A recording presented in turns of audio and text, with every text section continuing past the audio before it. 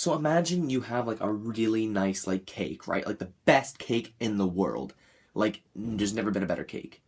This cake being Dragon Ball. And then you just come along and drop a giant steamer on it and ruin the whole thing. That being the big steamer being Dragon Ball Super. As you can tell, this was a garbage episode, guys, and I'm going to be reviewing it. Ssj2 here, and thank you for clicking on this video. So, very quickly, I just want to say, if you guys haven't been here before, I'm going to review the whole episode with pictures from the episode, and then afterwards, I'm going to give my thoughts and review the episode, and I will place a timestamp in the description below. I forget to do that sometimes. But yes, I'll do it this time for sure. Just look down in the description below for the time of when the review starts. If you already know what happened, you don't want to just get a recap. Alright, so let's get started, but before I do that, I need to drop a spoiler alert.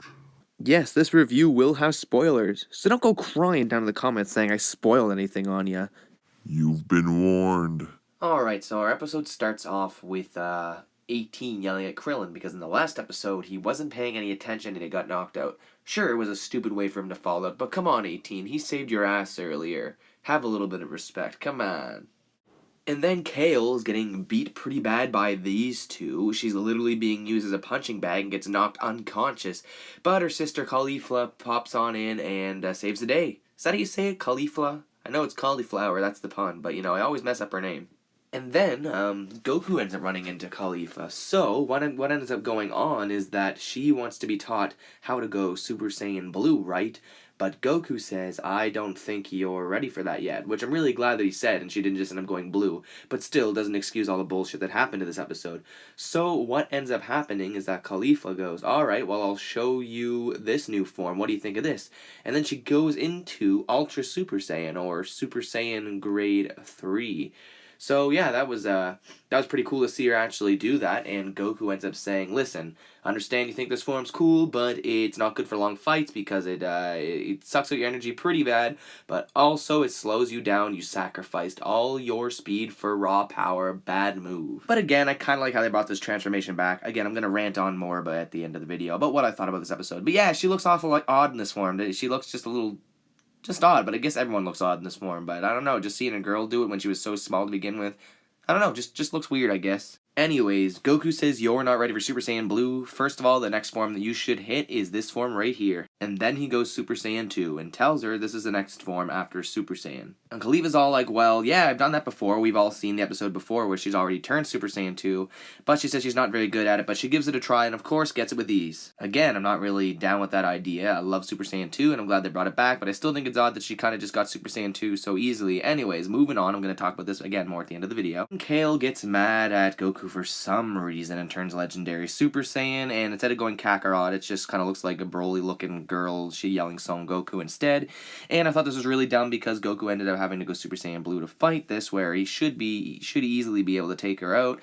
And I don't know if Broly exists in Dragon Ball Super. Somebody write down below because nobody mentions this. Oh my god, that's a legendary Super Saiyan like Broly. Vegeta says something along the lines. He goes like, oh wait, be careful, that might be her true form, but you know what I mean? I found that kind of odd. Like, does Broly exist or not? Then Goku launches a full power Kamehameha right at Kale in Super Saiyan Blue form, which can probably like destroy a whole universe by now. And she tanks it no problem, and then grabs Goku, and you know, God, like again, I'm going to talk about it at the end. And then Jiren, or actually before that, she ends up going crazy and shooting ki blasts everywhere, just like Broly does. Her power started overflowing out of her body, and she just shot a bunch of ki blasts everywhere. And then Jiren came in and one-shotted her. So I think this Jiren is pretty serious business because Super Saiyan Blue Goku for some reason couldn't take out legendary Super Saiyan Kale. Pretty dumb, but it ends up with Goku and Jiren standing off at the end of the episode, and that's all we have for this episode. So that is it for this episode. I'm going to have to give it a rating of 2 out of 10. Why? Well, I'm going to explain. Let me just start by saying there were some cool fights in this episode. I did like that, but so much bullshit. Now, okay, let me just explain. So it was cool. Everything was good in the beginning, and it was cool seeing Goku fight one of those. I forgot to mention that in review. He's fighting one of those guys. You can use instant transmission from Universe 6. Meta something. I can't remember. But anyways, here's what was really, really dumb. I did not like how what's her name, Khalifa, got Super Saiyan 2, like, right away. Like, no. You just learned Super Saiyan, and then you got Super Saiyan 2? That is bullshit. Now, yes, one could argue and say, well, hey, these Saiyans, these really small-looking, skinny ones from Universe 6, they're all prodigies. They're stronger. Okay, I get it, sure. Maybe they do learn things faster than Goku and Vegeta. But just to get Super Saiyan and then get Super Saiyan 2, like, right after? Come on, alright? That's not the thing I hate about this episode. But if I had to say, like I said, I set my bar pretty low for Dragon Ball Super. If you look at my old Rant videos and look at the 10 things I hate about Dragon Ball Super, they fucked up a long time ago. Manga's much better. Not perfect, but better. But, yeah, so I guess what I sort of liked about it is this. They could have made Khalifa go right to Super Saiyan Blue and skip everything, but no, Goku says you need to learn Super Saiyan 2 first, alright? So that was pretty cool how at least they did that. Still bullshit that she had Super Saiyan 2. But yes, I liked how they brought back Ultra Super Saiyan as well, because I like seeing the old transformations. It's cool to bring them back, because, you know, all we see is Super Saiyan Blue now. So yeah, she goes Ultra Super Saiyan, and I really liked that. I liked how Goku just said it was a weakness, and they didn't somehow make it strong for some reason. That made sense. Everything made sense in that aspect.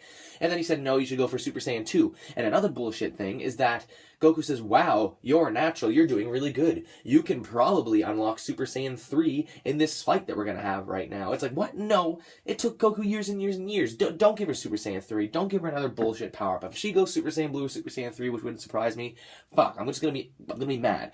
So that was really dumb. But, yeah, so they ended up fighting, and I also thought it was really dumb that she was actually holding her own against Goku Super Saiyan 2. Sure, Goku could have been holding back, but still, he looked like he was trying quite a bit, and I don't know, I just feel like Goku should be leagues above these people, but that's just me.